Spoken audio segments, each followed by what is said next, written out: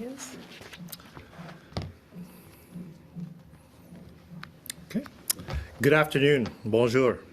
It's my pleasure to be here today. My name is Jon Reyes, Minister of Advanced Education Skills and Immigration with the province of Manitoba. First of all, I'd like to acknowledge that we are gathered here on Treaty 1 territory. Pour commencer, j'aimerais reconnaître que nous sommes ici aujourd'hui sur le territoire du traité numéro 1. And in Manitoba, we reside on Treaty 1, 2, 3, 4, and 5 lands, the traditional territories of the Anishinaabe, Cree, Oji-Cree, Dakota, and Dene peoples, and the homeland of the Métis Nation. Au Manitoba, nous résidons sur des terres des traités numéro 1, 2, 3, 4 et 5, des territoires traditionnels des peuples Anishinaabe, Cree, Oji-Cree, Dakota et Dene, et de la patrie de la nation Métis. It gives me great pleasure to be here today as we take an important step forward in our commitment to grow immigration to Manitoba and address Manitoba's labour market needs. We know immigration and a diverse workforce contributes to a strong economy. Today, I'm pleased to introduce Premier Heather Stefanson to make an important announcement. Thank you very much, Minister Reyes, for your introduction today. Also want to welcome Dr. Lloyd Axworthy, who's here with us today, former President and Vice Chancellor of the University of Winnipeg, former Federal Foreign Affairs Minister, among many other ministerial positions, and a longtime community leader and a well-respected Manitoban. It's great to have you with us here today, Dr. Axworthy. On Friday, I was pleased to announce that we are accelerating our plans to lift public health restrictions starting this week, with the intention to lift all restrictions within the next month. It's time for a new normal to begin in Manitoba, one where businesses can thrive and grow and do what they do best, employ Manitobans and offer services and experiences that Manitobans rely and depend on.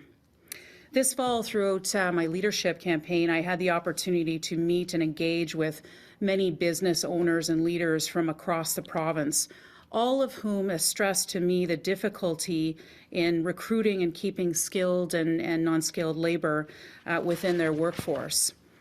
As committed to in the speech from the throne and my first State of the Province address, our government has a bold plan to incent investment, foster job creation, improve education and training opportunities, all to facilitate economic growth and get our economy fully back on track. We know immigration and a diverse workforce contributes to a strong economy here in Manitoba. We've listened to Manitobans. We recognize Manitoba's labor shortage is real and must be addressed in order for our province to have a strong social and economic recovery, which brings us here today. Manitoba has a rich history of welcoming immigrants and refugees from around the world to live, work, and build roots in this in this wonderful province of ours. The greatest province. Manitoba was a pioneer with the Provincial Nominee program and has always been at the forefront of implementing innovative changes to Canada's immigration system. While we are proud of our record, we know there are different areas of the labour market who need people with very specific skills to enable them to grow even further. We also need to make it easier for people to come to Manitoba and build a life of opportunity and prosperity for themselves and for their families. Today, we are pleased to announce the creation of the Immigration Advisory Council to serve as an expert panel to recommend improvements to our current immigration policies and programs. The Immigration Advisory Council will be co-chaired by Jon Reyes, our Minister of Advanced Education, Skills and Immigration, and Dr. Lloyd Axworthy. Thank you both for agreeing to take on these very important roles for this important initiative in Manitoba. The Advisory Council will also consist of individuals who experience the Manitoba Provincial Nominee Program process firsthand, along with representatives from immigration services, ethno-cultural communities, business, academia, and with urban, regional, and francophone representation. Work will begin immediately to finalize the Council's full membership, with a final report to be provided by the end of this year. As a government, we are listening and we are committed to working with our business community, economic development partners, and Manitobans to build a stronger economy and a more prosperous future for all Manitobans. We don't want to just recover from COVID-19. We want to unlock Manitoba's true economic potential. We want to find innovative ways to get more Manitobans, Canadians, and newcomers into the workforce and build themselves a brighter future right here in the province of Manitoba. I'd like to now introduce Dr. Lloyd Axworthy to say a few words. Dr. Axworthy.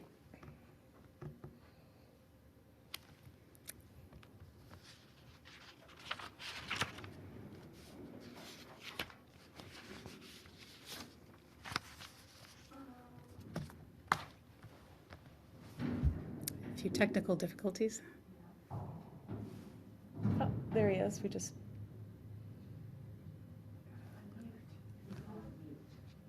Dr. Oxworthy, I think you're still muted.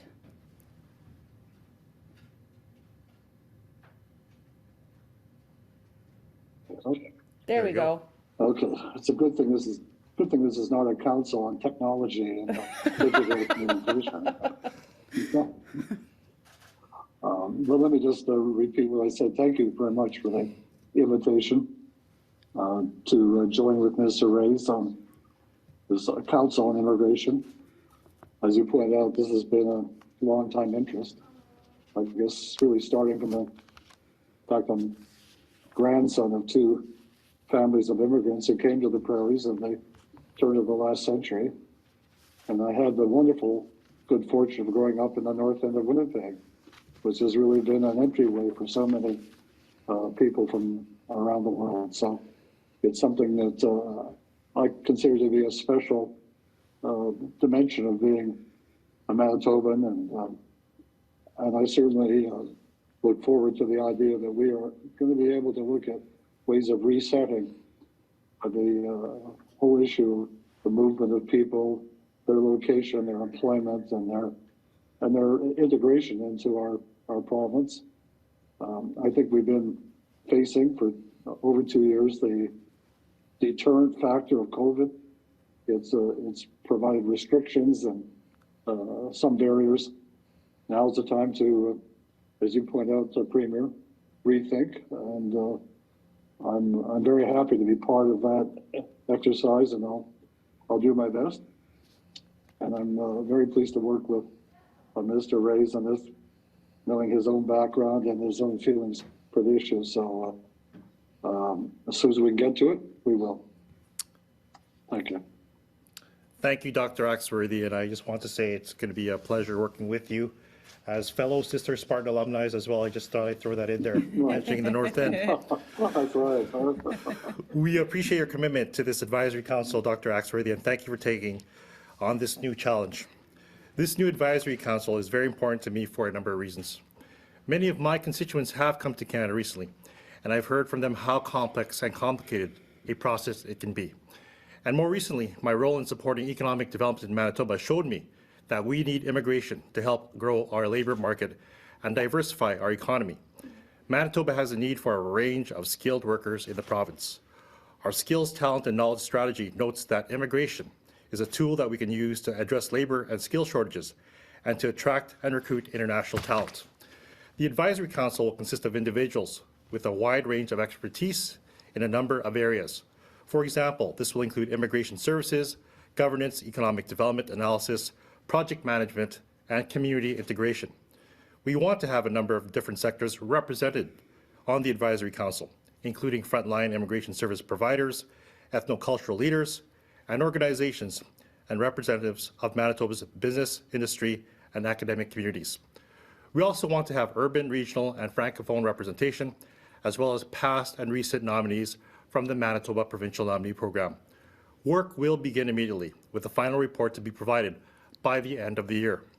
This Advisory Council builds on the success of Manitoba's Provincial Nominee Program. The program brings thousands of qualified skilled workers to Manitoba each year.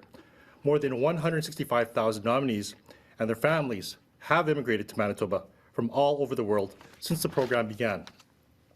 In 2021, there was just under 6,300 applications nominated, which is the highest number of nominees since the program was established by APC government in 1998. We know these new Manitobans will use their skills and training to contribute to the long-term economic recovery and growth of our province. I want to thank my department team for their hard working in processing this record number of nominations. While we're very proud of these results, we know there are different areas of the labor market who need people with very specific skills to enable them to grow further. The Advisory Council will also be looking at the Provincial Nominee Program and the best leveraging of federal programs to see how we can streamline processes to get people to Manitoba and have them join the workforce and their communities as soon as possible. Manitoba's business leaders are the engine of our economy. They are the creators of jobs and prosperity for so many Manitobans. We have much to learn from their resilience and adaptability over the past 2 years, and we are committed to listening and working with the business community, economic development partners, and all Manitobans to stimulate economic growth and ensure a strong economic recovery. Thank you for your time, and I guess we'll now open up for questions, Premier. Sure.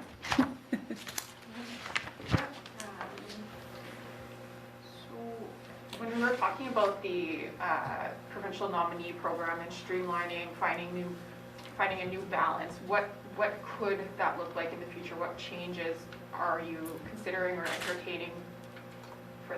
Yeah. Go ahead. Yeah. Well, you know what? One thing that when I have engaged with my constituents, because in Waverley we have a lot of newcomers, we hear firsthand on how the program can be improved and enhanced. And I've mentioned this to the Premier, and that's why it is a major priority of hers, as you heard in the throne speech. And you know what? The best way that we can learn and to improve and enhance the program is by listening to those who have actually used the program. Okay.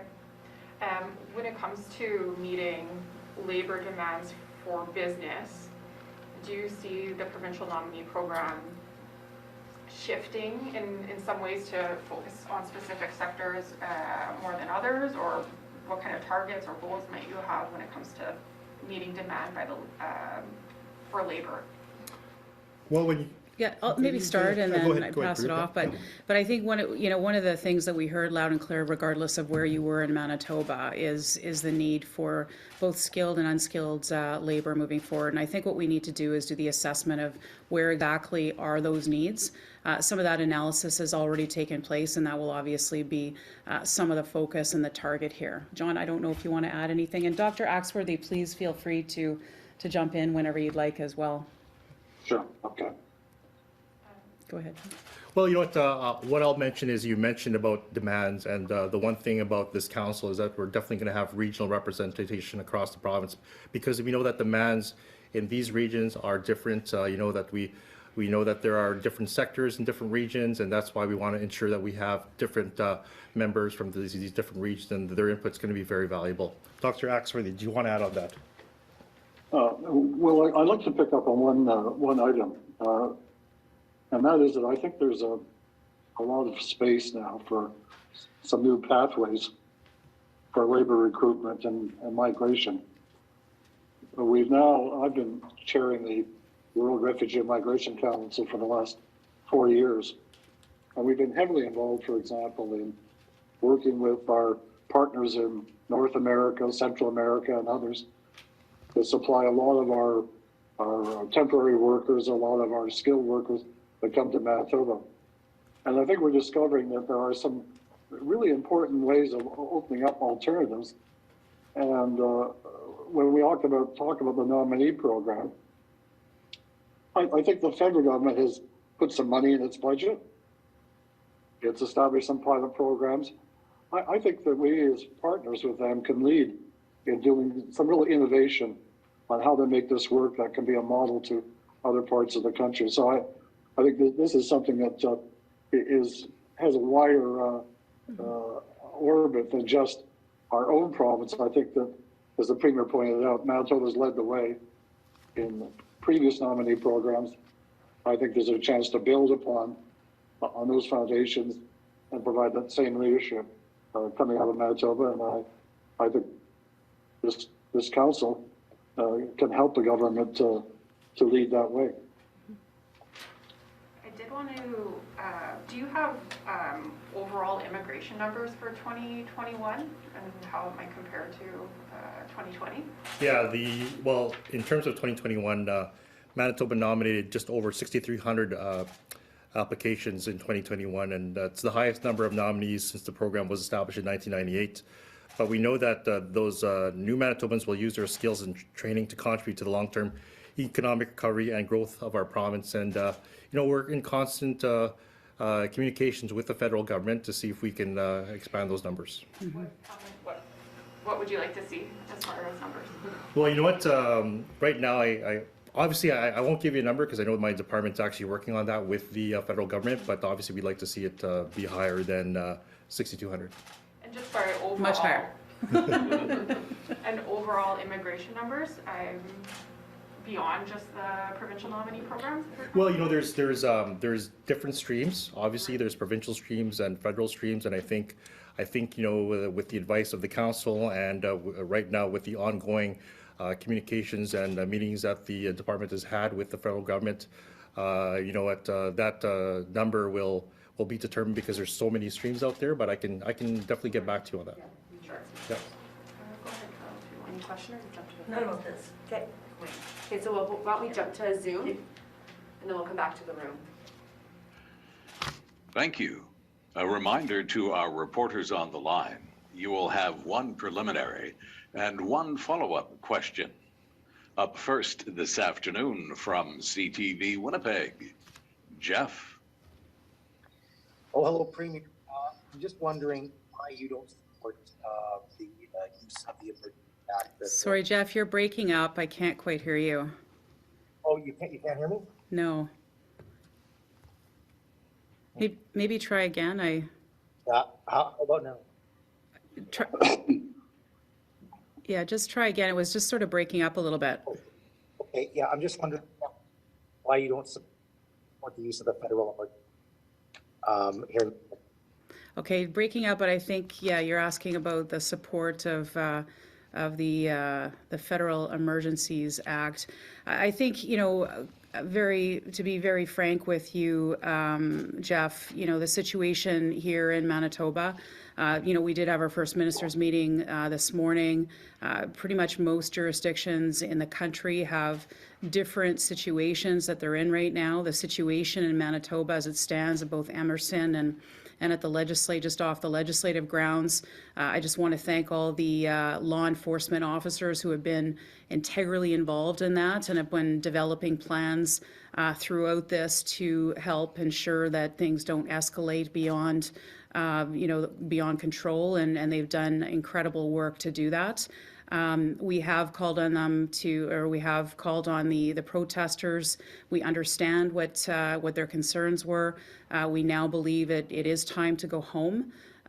We think their voices have been heard, and I know that law enforcement, at some point, these protests will end one way or another, and we encourage those protesters. We've heard you loud and clear. And in fact, after the weekend, there were protests. There was a counter protest.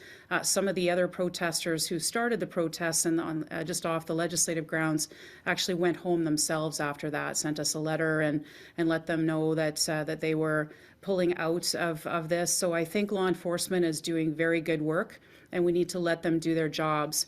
And they believe, and they have assured us and reassured us that they can do that within the tools that exist right now in our province, and that the use of the Emergencies Act is not necessary here. So, and the use of the Emergencies Act is very, very serious, and needs to be, considered very seriously before enacting something like that. For right now in Manitoba, we can do it under our existing laws. We know that has been the case in Alberta, and even in Ontario, where at the Ambassador Bridge, under various local laws, they were able to de-escalate and to move that beyond and move that beyond the protests there. using existing measures where they didn't need the Emergencies Act as well. So I think it's important that Manitobans and Canadians know and understand that it's not necessary, and we need to think very carefully and clearly before going in that direction. What we don't want to do is ensure that we escalate situations beyond, and my concern about invoking something along those lines is that could be the case, and we really don't want that to happen. Certainly, I'll speak on behalf of those here in Manitoba. Hopefully you can hear me. When the vaccine dates passports are gone, is the app going to be activated? Can businesses still use it if they want to still check for vaccination? Will that not be allowed? Sorry, Jeff, you're... Will the Vax card be deactivated? Yeah, will the app remain active even after the QR codes are no longer used? Yeah, I mean, I think that once we no longer, I'll actually, we'll have those discussions, I guess, at Cabinet and internally to see what the next steps are in terms of removing the QR codes, what that will look like in terms of the process, and probably have more discussions about that and more to reveal at a later date. From the Brandon Sun, Karen. Good afternoon, everybody. Just for our local area, are you going to have any like specific sectors or regions that you'll be focusing on? Because I speak, of course, here in Brandon, we have Maple Leaf Foods. They have utilized the nomination program quite a lot, and it's, for many, they consider it a success. So are you maybe looking at models like what happened here going forward? Yeah, maybe I'll start and then I'll pass it over to Minister Reyes. But certainly, over the course of the last several months, I've been in Brandon on many occasions. I've had the opportunities to meet with the Chamber of Commerce, the mayor, others in the community, and businesses. And certainly, a lot of those businesses have expressed a concern in with respect to a shortage of labor. And so we will be listening to Manitobans. We will be continuing to listen to Manitobans to ensure that there is representation regionally, so that those voices are at the table as well. But Minister Reyes, do you want to add anything to that? Yeah, as I said before, there will be regional representation in terms of the council. I as well have been to Brandon twice. In my last role as Minister for Economic Development and Jobs, I actually visited one of the local small businesses that I think most Brandonites know, Mr. Laird Lister, who owns the old Dairy Queen with the old style brazier shop, and he has also a business called Kidoba, and all of his employees are immigrants from, I believe, I know from India. I know there's various, countries that have the, individuals from those countries that have come here. And immigration is very, very important for that region in Westman. And for sure, we'll definitely take all the feedback that we can from all the different areas, including Westman. So it's going to be very, very important to have that regional representation. Okay, thank you for that. And I guess a related question, as you said that you will be speaking to people who have used the nomination program and gone through the immigration experience. One thing that does pop out when people talk about it is they were a little concerned about culture shocks. So is that going to be factored in your plans going forward? Yeah, you know what, me and my fellow co-chair, Dr. Axworthy, have talked about this, and we know that what's going to be very important when they do come here and to lessen the culture shock, I guess you would say, is we're going to be making sure that these newcomer immigrant services are addressed and engaged with, and we are going to have an announcement soon in terms of those organizations that will welcome those new immigrants. Okay, thanks. From CJOB, Rosanna. Hi, Premier. If the Emergencies Act does get invoked, which seems likely at this point, can you clarify what that means for Manitoba? Like, will it apply here or just in select places? It actually, like, we have the ability here within our existing laws to be able to, for the RCMP to take action, for the Winnipeg Police Service to take action if necessary. So we won't be needing, we really don't need that. Certainly at this stage, and so that's why we do have some concerns about invoking it at the stage where it's when the RCMP and Winnipeg Police Service are in active negotiations with the protesters. We just hope that it doesn't inflame the situation and cause any unnecessary negative repercussions as a result of going in this direction.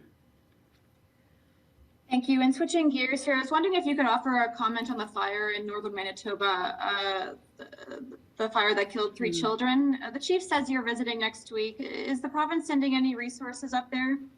So yes, I have been in touch with Chief Monies as well as Grand Chief Garrison Satie.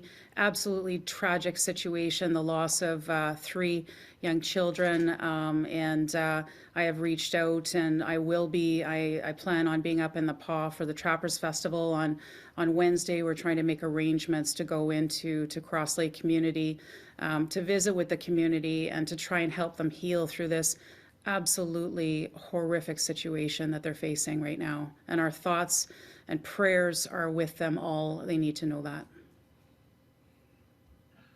From the Winnipeg Sun, Ryan.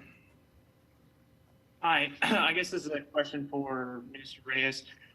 You talked a lot about different sectors facing shortages. Do you have any ideas like what specific sectors are facing labor shortages? Well, we know that the top occupations have been transport truck drivers, food counter attendants, food service supervisors, cooks, and other customer service representatives. We know that, with our engagement in terms of the business community and business organizations such as the Manitoba Business Council, there are definitely shortages in multiple sectors. And we can actually detail it more once we have those conversations with members of the council. Okay, and in terms of immigration, I mean, what are some of the biggest barriers facing immigrants who come to Manitoba, and how would you go about, knocking those down or exposed? Well, you know what? There is criteria if you go into our Immigrate Manitoba website. I guess if you want to talk about barriers, I mean, as a minister for just a couple of weeks now, I've been learning about the system, and I know that, one of the barriers has always been language, so that they have to actually have a certain qualification when it comes to language.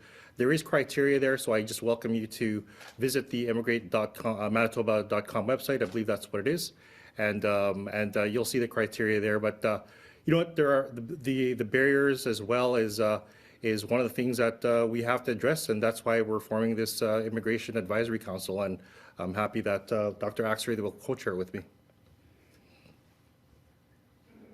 From CBC Radio Canada, Mario. Hi, my first question is for the Premier. This is the 5th straight day of blockade in Emerson. Things don't appear to be changing much from our end anyways. You mentioned the unintended negative consequences that an overreach could have if the Emergency Act is applied here in Manitoba. Can you speak about the current consequences that this blockade is having for the province? Yeah, no, great question. And obviously the RCMP have been doing tremendous work negotiating with the protesters there to allow livestock through. They're continuing to negotiate to ensure that more transportation can get through as well. And we need to allow them, to do their jobs. They are the professionals there, and they're working very closely with them. And they feel, and we're in touch with them daily, if not several times during the day. I know our justice officials work very closely with the RCMP and the Winnipeg Police to just get updates as to how things are going and how things are moving forward. And so they've assured us that they have the necessary tools to ensure that they're continuing to negotiate. We will get to the end of this one way or another. And, we're just encouraging all those who are in the protests now We hear you, we understand where you've come from, but it is time to go home. But what are the consequences if things don't get better, if the blockade continues for several more days? Yeah, no, I think that, but again, we have to trust our law enforcement. They are doing their job as the professionals that they are. We don't direct them how to do their jobs. We know that they are the professionals to do this. We have expressed concern to the, through them to the protesters, and just publicly now, just saying, and previously, that the importance of ensuring that those goods get to market. This has come up on a federal call. I've sent a letter to the Prime Minister about this too. This all started as a result of mandates, vaccine mandates to the trucking industry. And that has not been helpful and has caused some challenges. So we've called on the federal government too to develop a plan. What is going to happen to the border? I mean, many provinces across the country have already indicated and put forth their plans to reduce and eliminate restrictions across the country. We're wondering what the federal government is doing moving forward to eliminate those restrictions at our border. I also brought up, obviously, what discussions our Prime Minister has had with President Biden as well. I certainly have had discussions with the governor of North Dakota, Governor Burgum, and we'll continue to have those discussions and see how we can work in a collaborative way through this. From CBC Manitoba, Lauren. Hi, this is a question for Premier Stefanson. You said that you are not currently satisfied the Emergencies Act should be applied in Manitoba with the powers afforded to RCMP and police. So why then haven't we seen any action here in Manitoba to deal with the blockade, given the economic impacts we're seeing?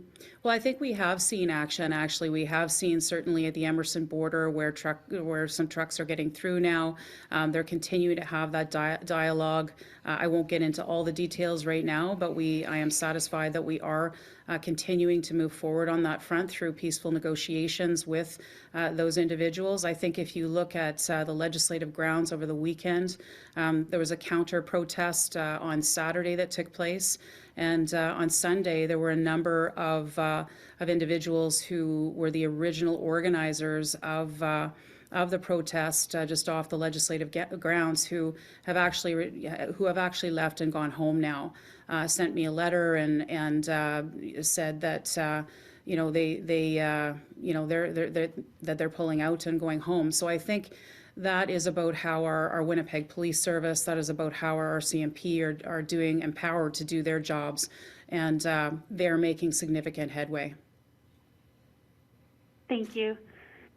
And what do you say to criticism that the provincial government is simply giving in to the protesters, allowing them to openly break the law, passing the buck on who is responsible for bringing this to an end? So, what I would say is it's not true. In fact, that, we have said to, again, we leave it up to law enforcement and to enforce the laws, and we expect that they are, and they're also trying to negotiate peacefully with them, and so we need to leave it to them to do their jobs and not interfere in that. We wouldn't want to be in a position where we are directing law enforcement how to do their jobs. We trust them to do their jobs, and we'll continue to work with them. We did announce last Friday a plan to reduce and eliminate restrictions here in Manitoba. Other provinces across the country have done the same thing. And again, we're just maybe asking the federal government, what does that mean for our borders as well? Because I think if there's a clear plan out there, that perhaps it would give some sort of an indication to these folks who are at the border what the plan is, and perhaps they would take a different course of action moving forward. Thank you. From the Canadian Press, Brittany. Hello, Premier. So people have, within the government, within your government, have said that this is a federal issue, but then the federal government has, or is going to invoke this Emergencies Act. So if it is a federal government issue, I guess what should they be doing if not approving of invoking this act? Well, I think it really started with a vaccine mandate for truckers. And that was instated by the federal government, not the provincial government. We expressed our concerns about that move at the time. We had taken a different approach to these mandates in Manitoba by requiring, either get vaccinated or get tested. Other provinces have done that as well. I think it escalated things. It started things at the border. It hasn't been, very good. And so they sort of started this. So we're asking them what their plan is to move forward with respect to these mandates. What is their intention moving forward to ensure that, provinces have put in place their plans, and I think the federal government needs to put in place its plan moving forward with respect to the border. Thank you. What would you like to see the federal government do then with the mandates? Well, I think what they need to do is develop a plan that will, de-escalate the situation at the border. But and that's not giving in to those who are protesting or anything. It's giving an indication, frankly, for the industry on what to expect moving forward. And I think with Omicron, what we're seeing, the numbers of in ICU, the numbers of individuals being hospitalized is on the decline. We're seeing other provinces across the country that are putting together plans to reduce and eliminate restrictions. And I think we would like to see that from the federal government. Again, not telling them what to do, but just wondering what the plan is moving forward. I think once we give people a clear plan, then they know what to expect in the future. From CBC National News, Cameron. Hi, good afternoon, Premier. Going on to your conversation with the Prime Minister and the other premiers this morning, were you given any indication that the Emergencies Act will not be used in Manitoba?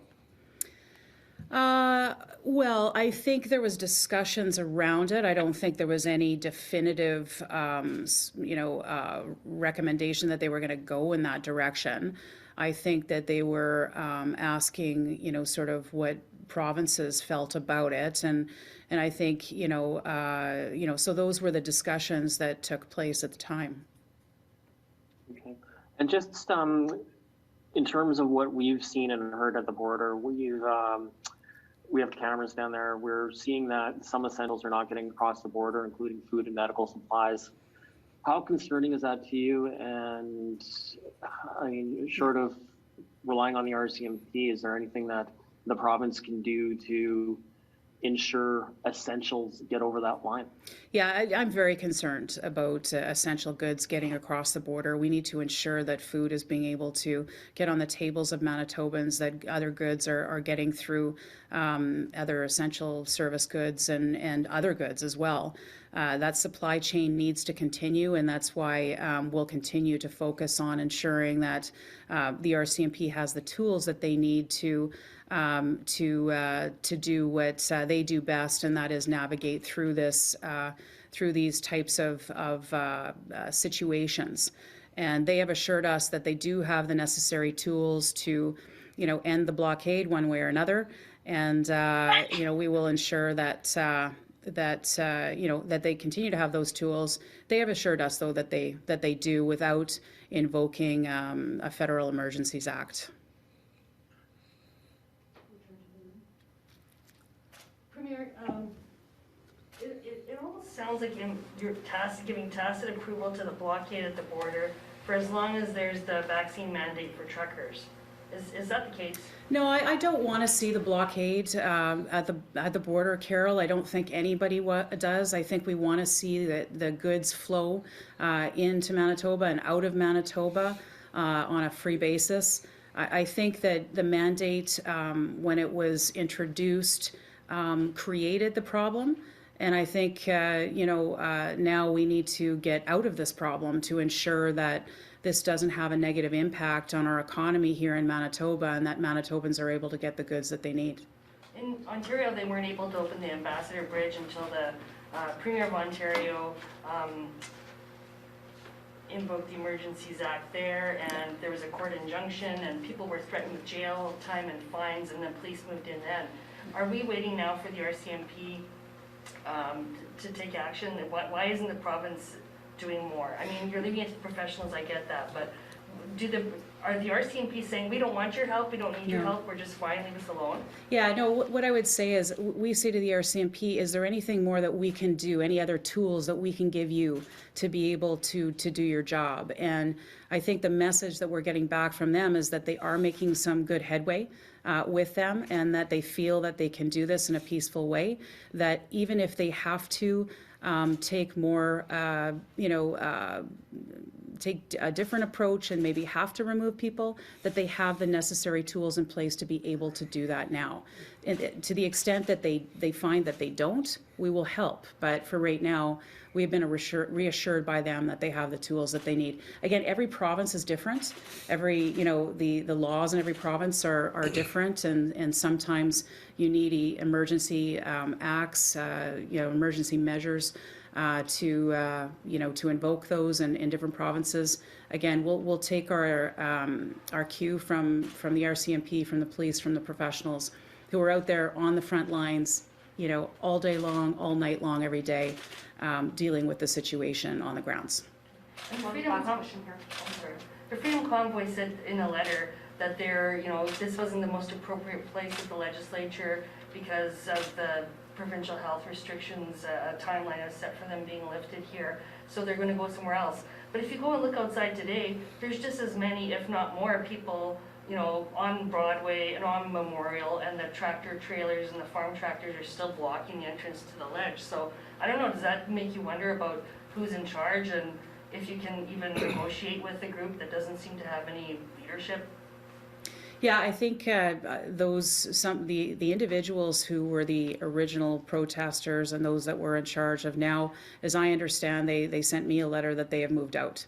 So that was as of yesterday, I believe. And so I think that that's an important move. Obviously, what the Winnipeg Police is doing is managing the situation, and that they're able, they were able to get, I think, a significant step forward, which is the removal of some of those individuals, back to their homes. They've gone home. And so I think that's very positive. When I look out, my window from the legislature, I can see that cars are continuing to get down Broadway, and that so obviously there continues to be a dialogue between the Winnipeg Police Service and those individuals. Again, continue to monitor the situation. We are updated regularly from the Department of Justice. They are in touch with the police services and law enforcement services, and we'll continue to take one step at a time. What we don't want to do is take potentially unnecessary actions to inflame situations. That can be dangerous as well. And so again, we'll continue to take our advice from the professionals. Thanks, everyone. Thank you. Thank you, Dr. Oxworthy.